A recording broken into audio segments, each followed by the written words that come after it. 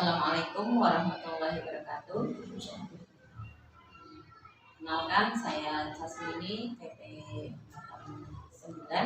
Di dalam kegiatan ini merupakan P5 berkaitan dengan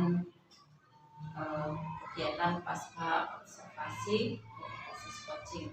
Di sini CPP Sri Yulianingsih sudah melaksanakan kegiatan pra-observasi dan melaksanakan kegiatan observasi di kelas yang pembelajarannya dilaksanakan oleh rekan sejawat bersama Pak Irfan sudah dilaksanakan, dan ini di P5 ini merupakan kegiatan pasca observasi berbasis coaching, dan kami persilakan kepada Ibu Sri Yulianingsih untuk memberikan coaching ya bersama dengan Pak Irfan.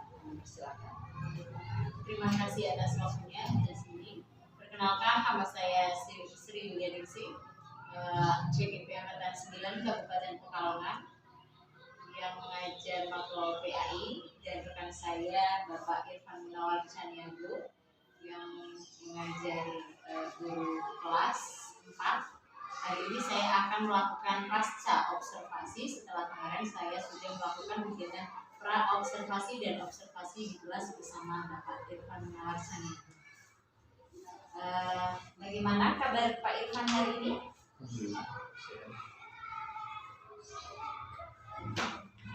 Bagaimana perasaan Bapak kemarin setelah melaksanakan kegiatan belajar mengajar yang dilakukan di kelas 4? Perasaan sangat senang sekali. Jadi ada hal-hal baru yang bisa saya terapkan untuk memberikan yang terbaik, memberikan pelayanan yang terbaik bagi murid-murid saya. Jadi ada perasaan senang, ada perasaan bangga untuk bercampur. Jadi ada sesuatu hal yang baru yang mengisi dalam pemikiran dan pembelajaran yang satu. Baik, tadi Bapak mengatakan ada hal-hal baru apa? Bisa dijelaskan Bapak apa itu hal-hal baru yang Bapak rasakan selama pembelajaran berlangsung? Iya, terima kasih. Jadi ada hal-hal baru yang saya terapkan, diantaranya yaitu tentang pembelajaran terdiferensiasi, mengenali potensi, bakat, minat, gaya belajar murid, terus mengetahui kondisi sosial emosional siswa, terus menerapkan apa yang dimaksud dengan mindfulness, memfokuskan bagaimana anak itu, kita tidak memulai pembelajaran saat anak belum siap. Jadi kita mengkondisikan anak agar anak itu betul-betul siap untuk mengikuti pembelajaran. Jika anak sudah siap, maka apapun materi, apapun ilmu itu akan masuk dengan sangat nyaman. Jadi hal baru tersebut sangat-sangat membantu saya selaku pendidik untuk memberikan yang terbaik pelayanan kepada murid. Jika boleh saya tahu, apa sih Pak pembelajaran berdiferensiasi yang Bapak katakan tadi? Apa maknanya menurut Bapak? Ya, sepengetahuan saya, jadi pembelajaran terdiferensiasi itu adalah pembelajaran yang secara garis besarnya adalah memanusiakan manusia. Kita tahu bahwa manusia itu berbeda. Setiap manusia pasti punya kelebihannya. Nah, dilihat dari gaya belajar, dilihat dari start awalnya, anak tentu berbeda. Nah, itu tidak bisa diseragamkan. Pembelajaran terdiferensiasi mengcover itu semua. Artinya anak diberikan ruang untuk mencapai potensi yang dimilikinya. Tidak harus seragam. Dilihat dari gaya belajar dan start awal yang dia miliki dalam awal yang dia capai. Apakah sebelumnya Bapak sudah menggunakan pembelajaran secara berdiferensiasi tersebut, Pak? Sebelumnya beberapa hal mungkin ada, tapi memang belum optimal. Artinya kita juga belum tahu apa itu pembelajaran berdiferensiasi, bagaimana melakukannya. Cuma kita sudah misalkan membawa alat peraga, dari alat peraga itu sendiri kan sudah termaktub di situ gaya belajar secara audio, video, kinestetik dan sebagainya. Tetapi secara lebih kafahnya, secara lebih totalitasnya itu setelah kita memahami, mempelajari dan kemudian menerapkan terkait pembelajaran berdiferensiasi tersebut. Berarti intinya pembelajaran berdiferensiasi merupakan hal yang baru yang Bapak terapkan selama pembelajaran kemarin ya Pak? Jika boleh saya bertanya kembali, apa tujuan pembelajaran yang ingin Bapak capai dalam proses KBM kemarin? Ya. Jadi mata pelajaran yang kemarin saya sampaikan itu adalah matematika. Tujuannya adalah murid itu mampu menghitung luas dengan menggunakan satuan tambah, yang nanti muaranya adalah mengasah anak untuk berpikir kritis untuk menemukan rumus dari luas suatu bangunan tertentu dari materi yang paling dasar. Jadi kita langsung praktek bagaimana sih sebenarnya rumus itu terbentuk itu dengan menggunakan satuan tambah.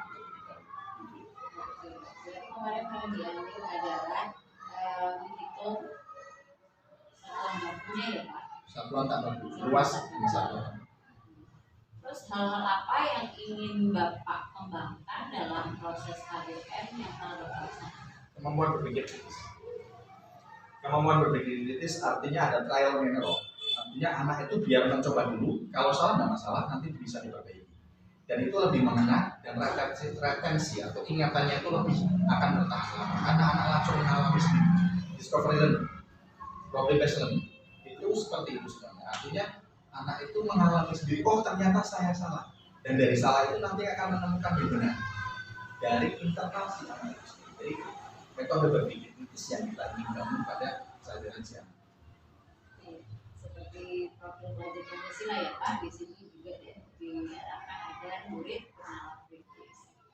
Ya, selanjutnya, apakah proses pembelajaran sudah sesuai sehingga tujuan pembelajaran yang sudah tercapai sesuai dengan yang direncanakan oleh Bapak? Secara garis besar sudah tercapai. Ada 1 titik 2 titik yang memang menjadi sebuah kendala yang tentu ada. Tetapi secara garis besarnya materi yang saya ajarkan itu tersampaikan dan tertuntaskan. Luar biasa sekali ya Pak Irfan.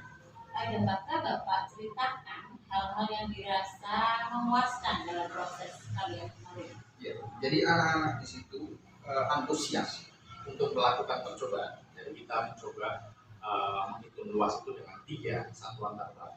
Itu yang pertama adalah tulis, yang kedua itu adalah kartu mainan, yang ketiga adalah kartu origami. Itu anak-anak itu antusias, semuanya bekerja. Walaupun memang ada setelah selesai ada yang masih ribut dan sebagainya, itu alamiah. Dan itu sangat saya senangkan, artinya anak-anak itu senang terhadap pembelajaran yang saya sampaikan. Terus itu mendengarkan dengan hikmat, terus hasilnya pun bisa dikatakan sebagian besar benar. Sebagian besar benar walaupun memang melalui tahapan-tahapan pertama kali satu. Kemudian seperti ini tidak tertutup semua gitu. Nanti kita benahi sedikit. Nah, akhirnya hasil akhirnya memang tertuntaskan dalam menarik. Anak-anak sangat antusias, sama sangat kreatif dan saling membantu dalam satu kelompok. Tadi kan Bapak sudah membahas hal-hal yang menurut Bapak sudah baik dalam rangka melaksanakan KBM. Nah, sekarang hal apa yang menurut Bapak masih perlu diperbaiki? Yaitu memberikan tambahan suatu materi tertentu bagi anak-anak yang memang mempunyai kemampuan lebih.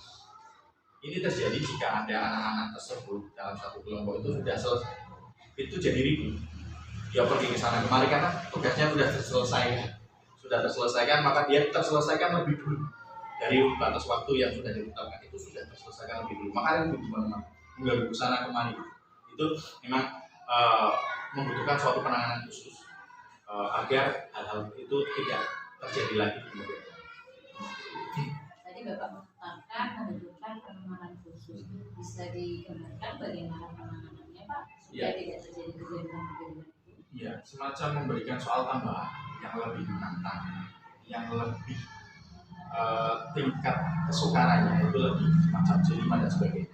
Jadi biar anak itu lebih fokus, karena anak-anak seperti itu butuh tantangan yang sekali lagi saya sampaikan berarti ada pembelajaran terdiferensiasi dalam bentuk soalnya. Tadi kan pembelajaran terdiferensiasi dalam bentuk soalnya belum secara optimal, artinya disamakan dulu. Tapi nanti setelah ada beberapa kelompok yang memang mempunyai kompetensi yang lebih itu bisa diberikan materi-materi tambahan walaupun masih sesuai tapi dengan kesukaan yang lebih, dengan pertanyaan-pertanyaan yang lebih terbuka. Jadi anak tidak akan selesai karena dia ada dorongan, ada keinginan untuk menyelesaikan materi yang lebih suka. ternyata Pak Irfan sudah menggunakan pembelajaran yang berdiferensiasi, discovery learning, kemudian juga Pak Irfan sudah bisa melakukan penanganan di mana terdapat kekurangan dalam pembelajaran yang Bapak alami. Kemudian hal-hal yang perlu peningkatan sekiranya selain tadi yang disebutkan, apalagi Pak? Manajemen kelas bagaimana kita bisa melakukan hal-hal yang menarik, yang lebih bisa memfokuskan peserta juga murid. Itu tadi memberikan soal-soal yang mengetahui karakter anak dari ini kemampuannya segini, maka saya nanti setelah selesai ini saya akan memberikan materi seperti ini. Jadi tidak ada waktu untuk nganggur dalam tanda kutip. Jadi tetap belajar sambil tetap bermain. Ada intensitas yang kuat di situ untuk belajar. Tapi boleh saya bertanya, adakah siswa yang selama pembelajaran itu tidak melakukan apa-apa, Pak? Beberapa anak pada awalnya ada. Maka itu dibutuhkan penanganan, semisal saya harus mendatangi. Kan beberapa anak kan ada grafik di dalam sekolah, kelas itu pasti melengkung.